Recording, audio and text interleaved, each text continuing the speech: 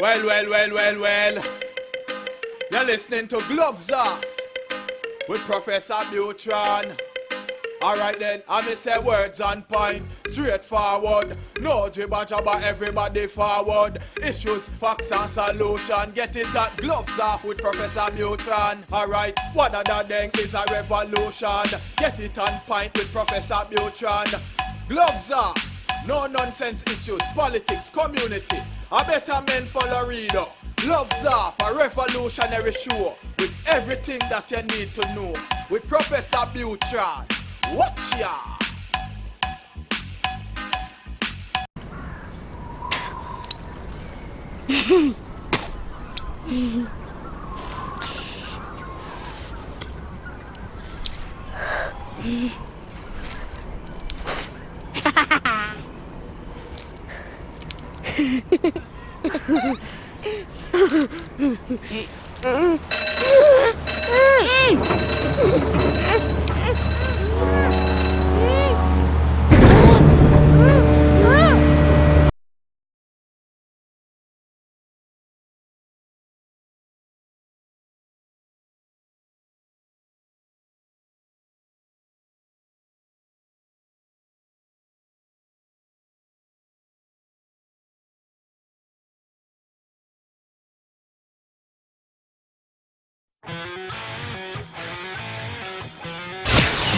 Gloves Off is always on point.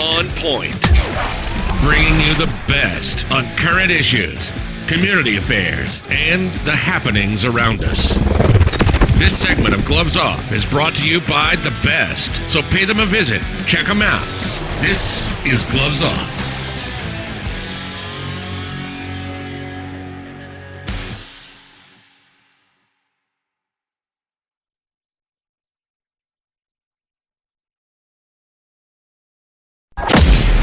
If you've ever wondered, if you ever had a clue what would happen if Batman, the Avengers, the X-Men fought the 47 Ronin, you will have great hitting, power strikes, and speed. This event will be known as the North Texas Stick Fighting Championships. It's open to all martial artists. This is where legends are formed, where they're forged, where they are founded. Sign up now. Call the number 956-401-4868 and look up the website at www.savate.biz. So remember, this is for serious martial artists. If you're not serious, sit back and whisper about the event. If not, we'll see you there.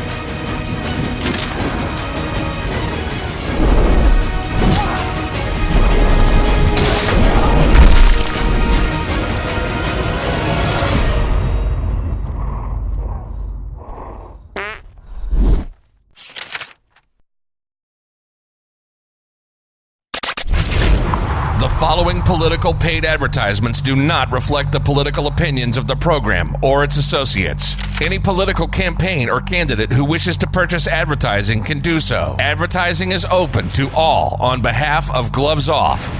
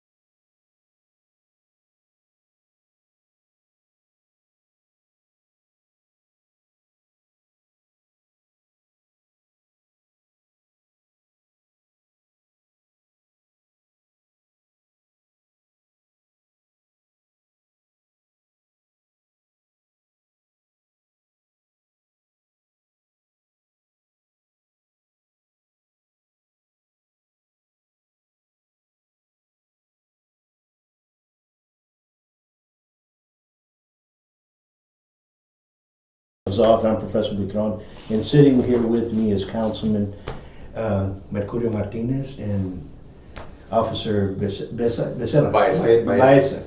I'm sorry for shooting it down. No problem. But we're all here doing great, and we're talking about something that came of age in the last couple of days with Nuevo Laredo. And people have been wondering, and before it gets wild and, you know, just like a match thrown in a dry grass, takes off like a wildfire, what's going on? What's happening?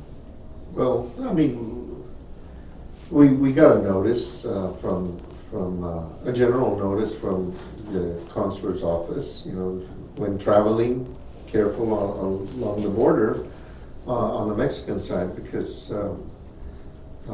there's a lot of activity going on, and it's pretty dangerous. I myself just got back from Monterrey and Guadalajara, and I felt very safe over there. And I even visited with the police officers over there and the mayor and stuff, and I just felt very, very comfortable. But I guess along the border, we're starting to see some more activity. Basically, there's confrontations going on right now between the criminal organizations and the military. Some of those clashes have been very visible in very public areas, and the concern is obviously the danger to the citizenry.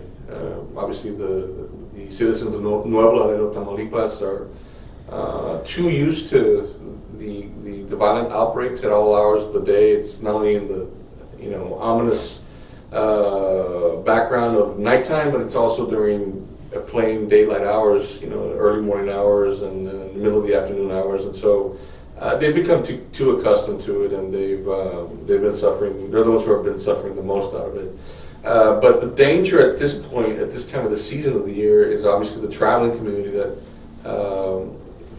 migrates from the United States to Mexico for the holidays. The U.S. consulate basically put out an advisory, a travel advisory, warning against traveling into Mexico unless it's absolutely necessary, obviously because of these outbreaks of violence. And so the city, through the U.S. consulate, shared that information to the community. That way they could be aware of the travel advisory and some of the perils that they may face if they're traveling through Tamaulipas or some of the border communities. On the U.S. side of it, we are always monitoring these developments on the Nuevo Laredo side to better prepare ourselves and inform ourselves as to what we need to look out for, any potential spillover issues, which I'm glad to report at this point haven't manifested themselves. But that coordination, that collaboration is between not only the Laredo Police Department, which I represent, but basically all the other local, state, and federal law enforcement agencies that collaborate daily, around the clock, 24/7 to ensure that the safety of the U.S. side of the border is intact, and it continues. Laredo is a safe community. Last year, we were rated the safest city in the state of Texas, and we were probably in the top 10 safest cities in the entire United States, which is something we're very proud of. Absolutely. That's a question with a lot of people coming over. They always confuse Laredo with Nuevo Laredo, Mexico. So they say, we don't want to go over there because, there's too much violence. And you try to explain to them that it's not. I was in a martial arts tournament in Fort Worth, actually in Burleson, and a martial arts instructor said, hey, come on over, we're going to have the Texas Championships in March. Come on over and have some fun, and, that good stuff. He goes, once you go below San Antonio, there's pirates on there, and they take your car. And I'm like, well, where did you hear that? It's on Facebook. And I go, there's a lot of truth, and there's a lot of satire, and then there's a lot of falsities going on. Sure. And people need to understand the differences. People tend to confuse Laredo with Nuevo Laredo. Okay? And, we do live in Laredo. Nuevo Laredo's always had their issues and problems. Laredo has too, but it's calmed down over the years, I think this concern has sparked a lot, so we don't want it to happen like what happened with the water issue, right? But what would you tell people, officer, how we can, if they do go across, what they need to prepare for or what they need to be aware of? I think basically the community, especially the people who are coming, the paisanos who are coming for the holidays, they've learned too over the years that there's safety in numbers. They do these large caravans and they go, pretty much early to the day, right before daybreak, so that they can basically have good travel time during peak daylight hours. There's some safety and visibility and not being confused. So, some of the things that resonate quite loudly with them is kind of like what happened to that family of Mormons that were killed in Baja California. Sure. They basically, were confused or misidentified as a rival drug organization, and so there was a confrontation. So we had the tragic loss of women and children in that run-in. So they've learned also, I think the biggest thing you can take away from is the earlier the better. If you go and there is safety in numbers, it's been proven that they do reach their destinations, and so all these things taken together, that's the biggest concern. It's hard to predict when it'll break out. Of course. I think that's just a given. At the same time, we on the U.S. side of it, it's kind of like for clarification purposes, we've had those issues for a really long time. If you're not from the border community, it's us, El Paso, it's the Rio Grande Valley. A lot of us really kind of, I think their advantage is the fact that they're completely named something different than their Mexican counterpart city, despite the fact that we share the same surname as Nuevo Laredo, Mexico. Which was fine for a long time, but it's always been said, or it's always been my knowledge, is that if Nuevo Laredo catches the flu, we catch the cold. Yeah, sure. And so with that in mind, we always try to delineate and differentiate those differences, and there's a U.S. side. And people who aren't from here, they always call ahead of time, do I need a passport to be in Laredo, Texas? I'm like, no, you're in the United States. For some people, I think they think that the United States begins 2 hours away from here in San Antonio. Yes, you're absolutely correct.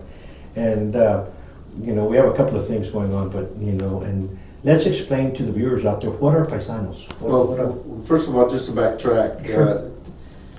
Don't go looking for it. Of course. Don't wander off into neighborhoods you shouldn't be in, and you stick to the general population, the general areas. It's like any other big city. Same. Go to New York, Chicago, Detroit, etc. You just go to the areas where you belong, and that's it. Let's talk about the paisanos for people to understand what the paisanos are. Well, people from Laredo need to realize, and we've gotten used to it, right around this time, through Christmas, the paisanos, which are our neighbors in the north, coming down to go visit their families in the south, and they're going to pass through here. And I-35 is going to get congested, so the locals know not to get on I-35 to go north and south. You need to go off the feeder roads, and you need to go off. Luckily we have the grid system in our city, and so you can pick any street and head and avoid the I-35 and even Santa Maria areas. There's a lot of collaboration that's done in preparation of this time period. I don't think people realize how much effort is put in, not only by the Laredo Police Department in regards to the control of the traffic, but also collaborations with immigration authorities on both sides of the border, the extension of the Port Authority to extend bridge hours, especially those people who are maybe going to, not so necessarily so through the bridge number 1 or 2, but maybe some of those people who are traveling throughout other states that take Camino Colombia and all these other things. So there's a lot of collaboration that's done. Laredo kind of really does take this time period to get these people what they need, get them some help. Some people, they've even arranged for a welcome point on I-35 coming through southbound, and so that's almost a tradition that we take to heart. We do it every year. We have for the longest time I've been here. Because it's been going on for decades. Sure. Decades, yes. Sure. As a matter of fact, the caravans that you talked about, they're picked up on the Nuevo Laredo side, and there's actually escorts, and this is coordinated through your office and the office of the mayor. And so they're picked up, the caravans on the Mexican side, and they're escorted to the toll road. And You know, that's you know, and that a lot of people don't know this. That goes on, and just to put folks out there, these are residents that immigrated to the United States. They're legal residents, they're permanent residents. They're going back to visit their families, Correct. and they usually do it during the Christmas holidays because a lot of people have 2-3 weeks off, and that's when they can take off. You know, There's a lot of migrant families Sure. who work in the canneries, Sure. produce area, and so they have that time off, and so they all come down and they spend some money here. I mean, they're gonna spend the night. Sure. They're gonna eat at restaurants, and then they're gonna caravan to their areas in Mexico to visit family. Absolutely.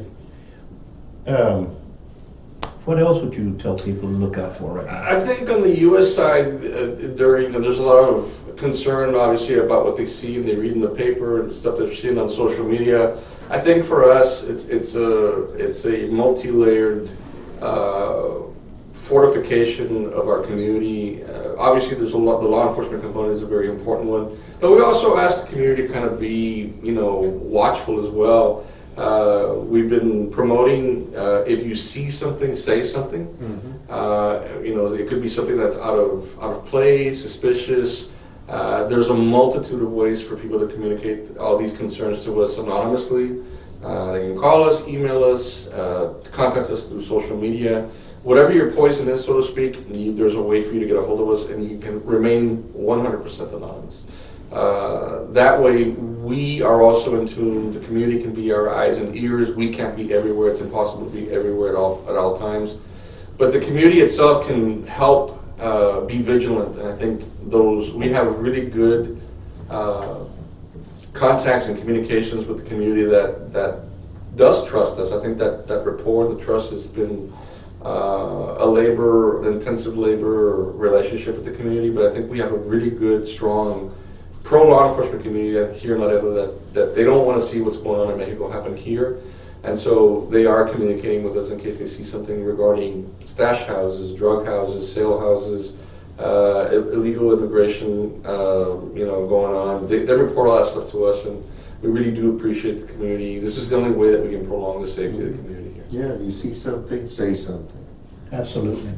Absolutely. I want to thank you for what you all do. Thank you. And I want to thank you all for coming out here. If there's anything anything that you all wish to tell the community, give me a call. Come on out here anytime, and to push it out there, because we all need to work together. We all live in this community, and that's the difference. That's a lot of what people do not understand. Well, if it's not an emergency, you call 311. State what you see. Say what you see to the number 311, and we'll. Of course, if it's an emergency, we'll get 911 as well.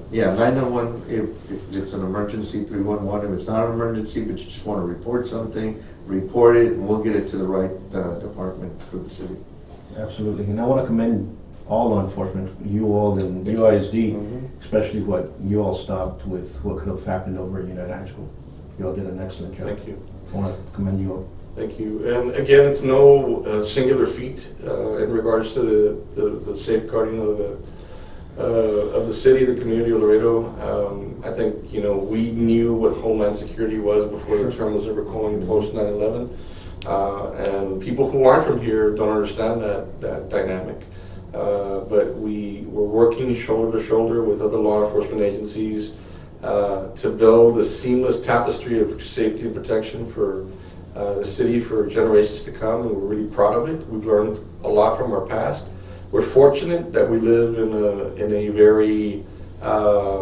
a community that's pro law enforcement. But we also have the backing of the city and our city leaders who have provided us with a wealth of tools, whether it's weapons, technology. The department is moving forward with new innovations to try to utilize that to continue to safeguard and seal protect the community from any of these issues. So we thank the city a lot for that as well, and our collaborations for sure with our fellow law enforcement agencies. Absolutely. Anything Thank else you. you'd like to say, Councilman? No, just don't forget to dial 311 if you see something and call it in.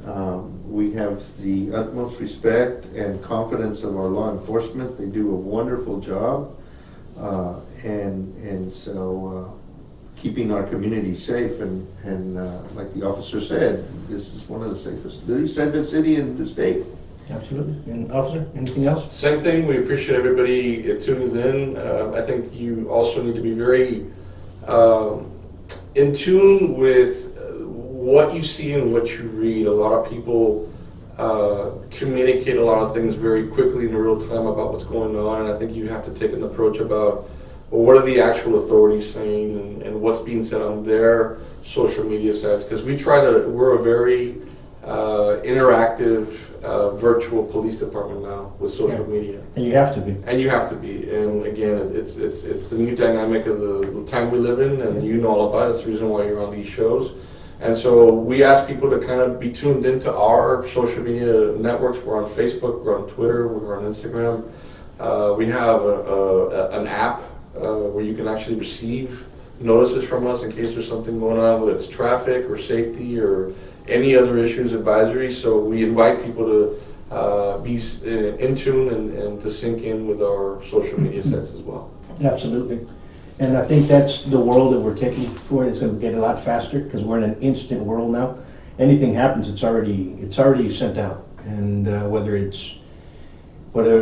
fits the actual truth, but the incident's there. Sure. Understand what I'm saying? So Absolutely. people need to understand that when you film something or when you do something, you film the actual action. You don't know what caused it before. You understand what I'm saying? So people get into the jumpy situation. The narrative takes on a life of its own. You understand what I'm saying? So, and that's something that we did not have back then. Correct. And social media. I was at the house and my daughter was upstairs and she texted me and goes, "Dad, what are we gonna eat?" And I was like, "Where are you?"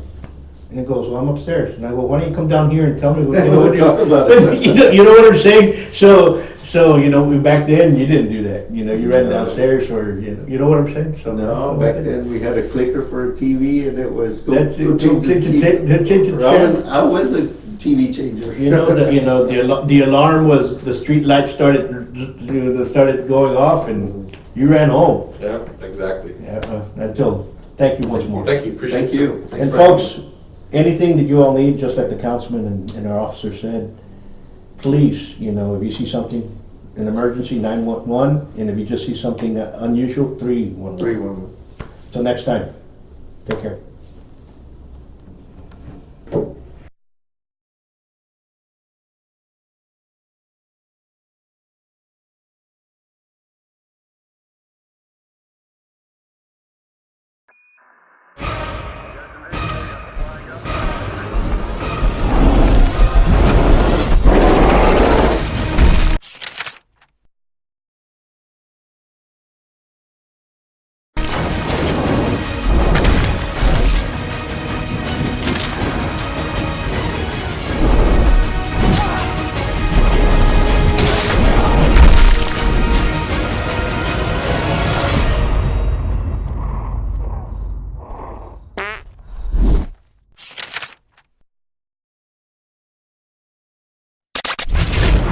The following political paid advertisements do not reflect the political opinions of the program or its associates. Any political campaign or candidate who wishes to purchase advertising can do so. Advertising is open to all on behalf of Gloves Off.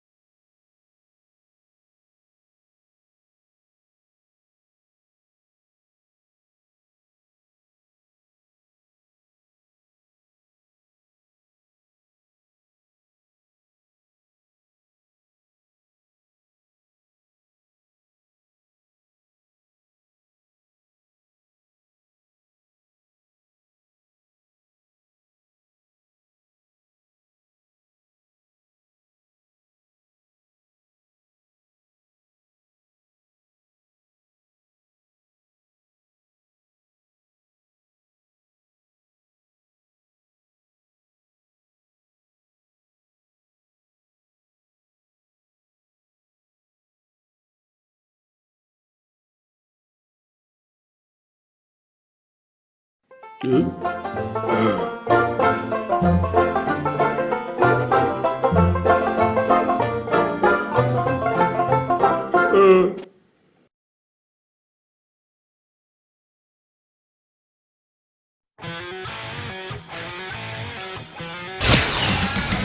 Off is always on point. On point. Bringing you the best on current issues, community affairs, and the happenings around us.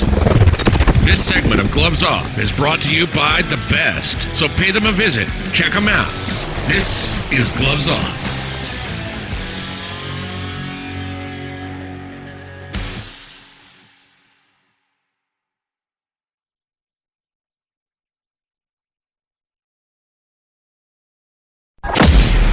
If you've ever wondered, if you ever had a clue what would happen if Batman, the Avengers, the X-Men fought the 47 Ronin, you will have great hitting, power strikes, and speed. This event will be known as the North Texas Stick Fighting Championships. It's open to all martial artists. This is where legends are formed, where they're forged, where they are founded. Sign up now. Call the number 956-401-4868 and look up the website at www.savate.biz. So remember, this is for serious martial artists. If you're not serious, sit back and whisper about the event. If not, we'll see you there.